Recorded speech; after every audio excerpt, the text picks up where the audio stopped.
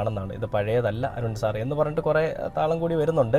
ജാതിയോ മതമോ വർണ്ണമോ അല്ല കയ്യിലിരിപ്പിനെയാണ് എതിർക്കുന്നത് എന്ന് പറഞ്ഞുകൊണ്ട് അവനൊരു പോസ്റ്റും ചെയ്തിട്ടുണ്ട്. വേണ്ടതിരെ ബലാത്സംഗ കേസ് യുവതിയുടെ പരാതിയിൽ തൃക്കാക്കര പോലീസ് കേസെടുത്തു എന്ന് പറഞ്ഞിട്ട് ഏഷ്യാനെറ്റ് ന്യൂസിൽ വന്നിട്ടുള്ള ഒരു പോസ്റ്റ് അവൻ പോസ്റ്റ് ചെയ്തിട്ടുണ്ട്. അപ്പോൾ ഇതിൽ ഇവൻ പറഞ്ഞു വെക്കുന്നൊരു കാര്യം ദിലീപിനെ പറ്റിയാണ് ഇവന് കൂടുതലും പറയാനുള്ളത്. ദിലീപ് നിരപരാധിയാണോ അല്ലെങ്കിൽ ദിലീപ് ഇതിനകത്ത് എന്താ ചെയ്തതെന്നുള്ളത് നമുക്ക് എല്ലാവർക്കും അറിയാം. ദിലീപ് നിരപരാധി തന്നെയാണെന്നാണ് ഞാനും വിശ്വസിക്കുന്നത്. പക്ഷേ വേറൊരു തരത്തിൽ ചിന്തിച്ചാൽ ദിലീപ് നിരപരാധിയാണോ എന്ന് ചോദിച്ചാൽ ആണോ എന്ന് ഉറപ്പിച്ച് നമുക്ക് പറയാൻ സാധിക്കില്ല. അഖിൽമാരാരനും പറയാൻ സാധിക്കില്ല. പറച്ചിൽ കിടത്തുന്ന അഖിൽമാരാർ ചിലപ്പോൾ ആ കാറിലുണ്ടായിരുന്നു എന്നുള്ളതാണ് നമുക്ക് അഖിൽമാരാരുടെ ഈ സംസാര രീതി കാണുമ്പോൾ മനസ്സിലാവുന്നത്. അപ്പോൾ ദിലീപ് നിരപരാധിയാണോ എന്ന് ചോദിച്ചാൽ അതെന്തായാലും വരുന്ന വഴികളിൽ കൂടെ നമുക്കറിയാം. ഇനി വേടനെ പറ്റി തന്നെ പറയണം, അതിന് ദിലീപിനെ ഊന്നി പറയുകയാണെന്നുണ്ടെങ്കിൽ അഖിൽമാരാരെ തന്തയ്ക്ക് പിറക്കഴിയുക പറയുന്നതിന് ഒരു മര്യാദയൊക്കെ ഉണ്ട്, അല്ലെ ഒരു പരിധിയൊക്കെ ഉണ്ട്.